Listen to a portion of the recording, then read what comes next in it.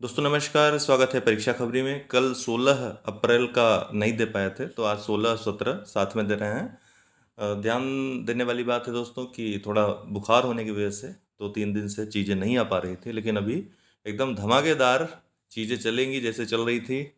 और जीएस के अन्य वीडियोस और करंट अफेयर्स के जो इम्पोर्टेंट जो गेस मैंने किए हैं वो वीडियोस आते रहेंगे।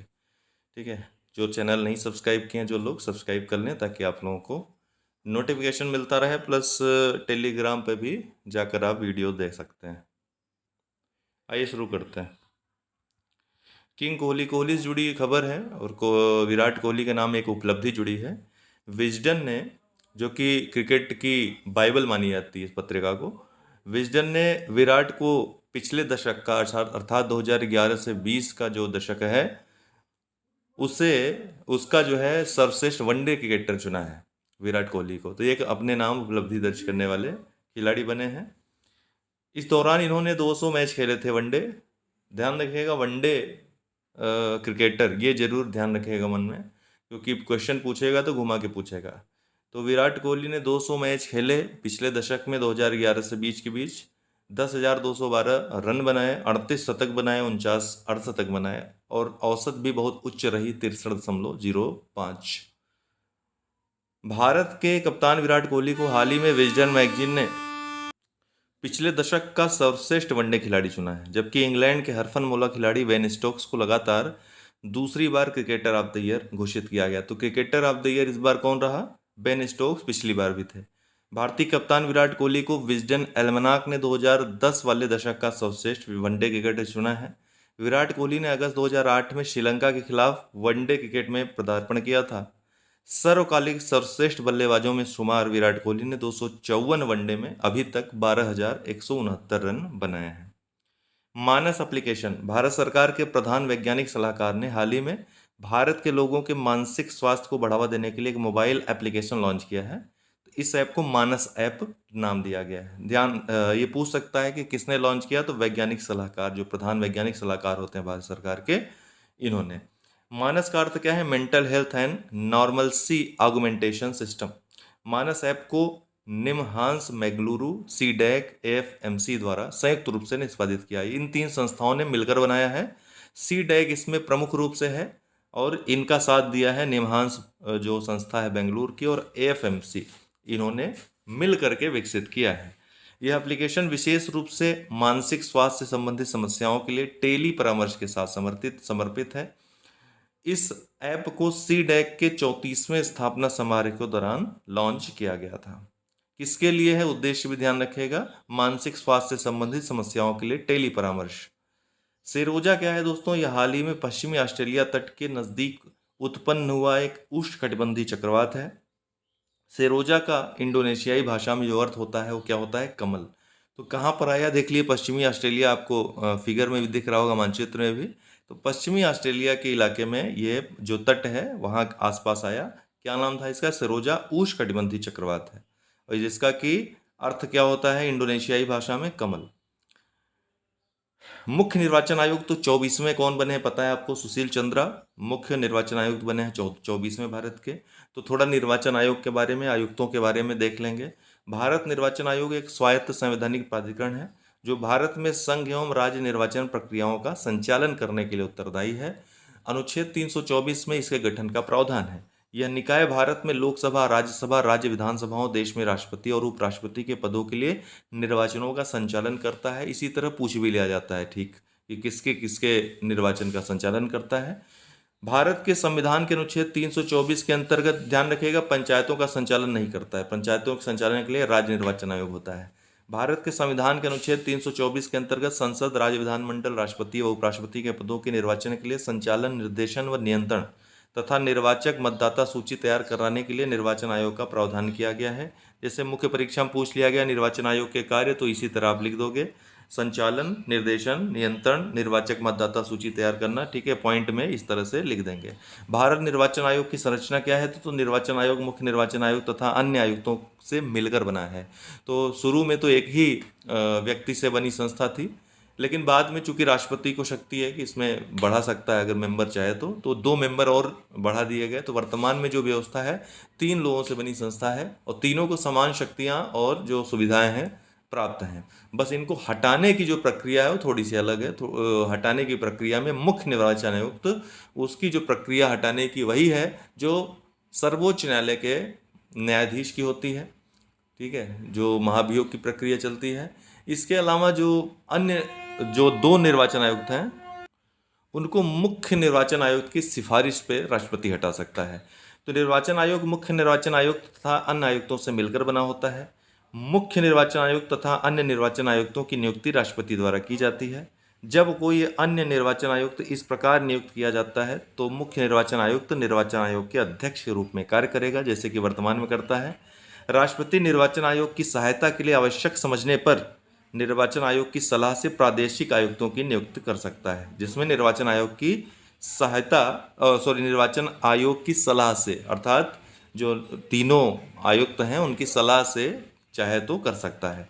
निर्वाचन आयुक्तों और प्रादेशिक आयुक्तों की सेवा शर्तें तथा पदावधि ये राष्ट्रपति द्वारा निर्धारित की जाएंगी। कई बार प्रश्न पूछा है, तो राष्ट्रपति द्वारा निर्धारित की जाती है, न कि संसद द्वारा। ये बात आप ध्यान रखिएगा। मुख्य निर्वाचन आयुक्त तथा अन्य निर्वाचन आयुक्तों की बात करें तो यद्यपि मुख्य निर्वाचन आयुक्त निर्वाचन आयोग के अध्यक्ष होते हैं, फिर भी उनकी शक्तियां तथा अन्य जो सुख सुविधाएं होती हैं, ठीक है, वेतन भत्ते, वो सभी अन्य निर्वाचन आयुक्तों के समान होते हैं। आयोग के सभी मामले सदस्यों के मध्य बहुमत के द्वारा तय किए जाते हैं। मुख्य निर्वाचन आयुक्त तथा 2 अन्य निर्वाचन आयुक्तों को वेतन भत्ते व अन्य अनुलाभ एक समान जो है प्राप्त होते हैं। मुख्य निर्वाचन आयुक्त तथा अन्य निर्वाचन आयुक्तों का जो कार्यकाल होता है वो 6 वर्ष अथवा 65 वर्ष की आयु जो भी पहले पूरी हो जाए वो होता है। वे राष्ट्रपति को संबोधित करते हुए किसी भी समय त्यागपत्र दे सकते हैं। पदच्युत कैसे किए जा सकते हैं? तो पहली बात तो त्यागपत्र दे सकते हैं या उन्हें कार्यकाल से पहले हटाया जा सकता है।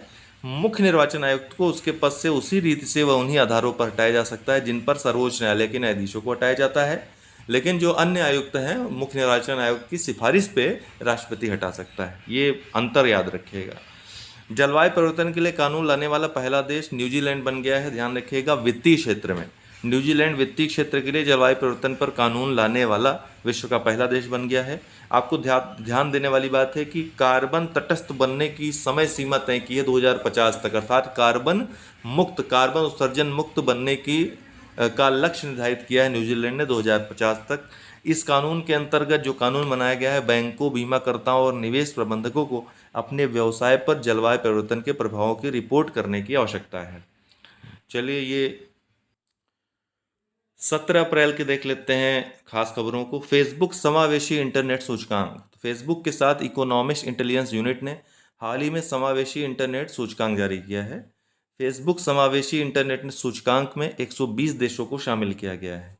इस सूचकांक के अनुसार इंटरनेट को शामिल करने और इंटरनेट तक पहुंच में लैंगिक समानता के मामले में भारत 49वें स्थान पर है और काफ़ी मात्रा में लोग यूज़ करते हैं, गाँव से लेकर शहरों में, ठीक है, बड़े से लेकर बूढ़ों तक सभी इसको जो है चलाते हैं।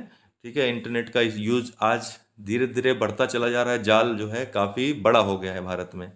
भारत के साथ थाईलैंड भी 49वें स्थान पर है 2020 तक भारत में। लेकिन चूंकि स्पीड इतनी ज़्यादा नहीं है तो कहीं कहीं इंटरनेट की सुविधा उपलब्ध नहीं है। ठीक है, लोग चाहते तो हैं लेकिन इंटरनेट सुविधा उपलब्ध नहीं वहाँ पे, तो इस कारण 49वें स्थान पर है।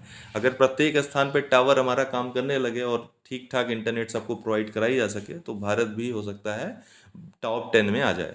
तो जिस हिसाब से यहाँ पर यूज होता है इंटरनेट, 2020 तक भारत में 6 मिलियन इंटरनेट उपयोगकर्ता थे। भारत में इंटरनेट उपयोगकर्ताओं की संख्या 2025 तक 1 अरब तक पहुंचने की उम्मीद है। इस रैंकिंग में स्वीडन पहले स्थान पर रहा। इसके बाद अमेरिका और स्पेन का स्थान था। तो पहले स्थान पे कौन है? स्वीडन है। छोटी सी जनसंख्या है तो पहले स्थान पर है। हालांकि कुल मिलाकर समावेशी इंटरनेट सूचकांक, समावेश का क्या मतलब होता है दोस्तों? सबको शामिल करने वाला, चाहे विकास हो, कोई सुविधा है तो किसी विषय वस्तु में जो सबको शामिल करे वो समावेशी है।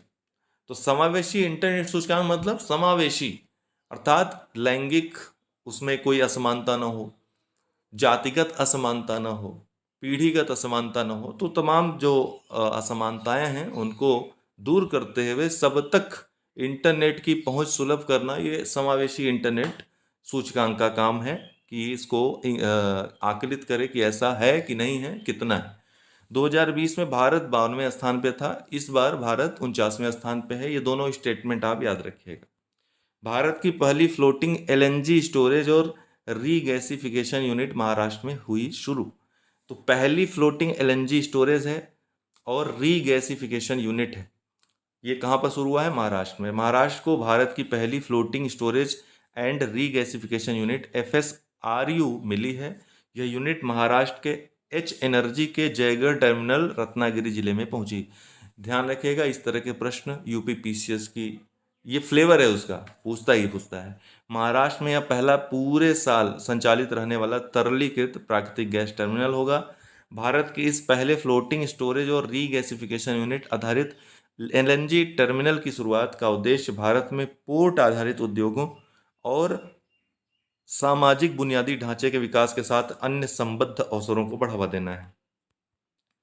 किस केंद्रीय मंत्री ने हाल ही में ईट स्मार्ट सिटी चैलेंज और transport for all challenge launch किया है? तो हरदीप सिंह पुरी ने। केंद्रीय मंत्री हरदीप सिंह पुरी ने 15 अप्रैल 2021 को ईट स्मार्ट सिटीज चैलेंज और transport for all challenge launch किया।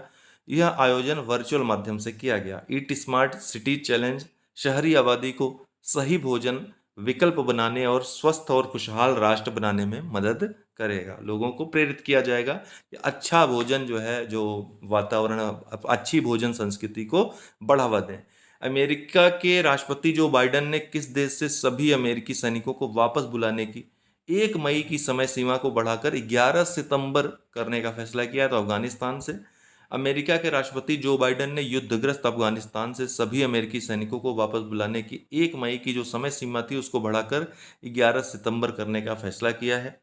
जो 9/11 आतंकी हमले की 20वीं बरसी भी है, 11 सितंबर जो हमला हुआ था अमेरिका पे। रिपोर्ट के अनुसार बाइडेन ने अफगानिस्तान में शेष बचे अमेरिकी सैनिकों को वापस बुलाने और अंत में 20 साल बाद वहां जारी अमेरिकी युद्ध को समाप्त करने का फैसला किया है। अफगानिस्तान में फिलहाल 2500 अमेरिकी सैनिक तैनात हैं। भारत के पहले मानव युक्त अंतरिक्ष मिशन गगनयान में सहयोग करने के लिए इसरो और किस देश की अंतरिक्ष एजेंसी ने 15 अप्रैल 2021 को एक समझौते पर हस्ताक्षर किए? बहुत ही महत्वपूर्ण है, मोस्ट इंपॉर्टेंट है, फ्रांस के साथ। भारत के पहले मानव युक्त अंतरिक्ष मिशन गगनयान में सहयोग के लिए इसरो और फ्रांस की अंतरिक्ष एजेंसी ने 15 अप्रैल 2021 को एक समझौते पर हस्ताक्षर किए गए। गगनयान मिशन के तहत 2022 में भारत की स्वतंत्रता की 75वीं वर्षगांठ के उपलक्ष्य में भारतीय भूमि से अंतरिक्ष यात्रियों को अंतरिक्ष में भेजने की योजना है। बहुत ही गौरव का क्षण होगा वो।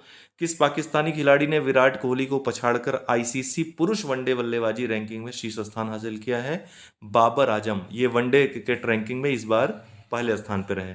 पाकिस्तानी क्रिकेटर बाबर आजम ने ICC पुरुषों की ODI बल्लेबाजी रैंकिंग में शीर्ष स्थान हासिल किया है। उन्होंने पाकिस्तान दक्षिण अफ्रीका श्रृंखला में 13 अंक प्राप्त करने के बाद भारतीय कप्तान और बल्लेबाज विराट कोहली की जगह ले ली है। तो बहुत बहुत धन्यवाद। अगर आप किसी कोर्स से जुड़ना चाहते हैं हमारे, तो ये व्हाट्सअप नंबर है 9453775039।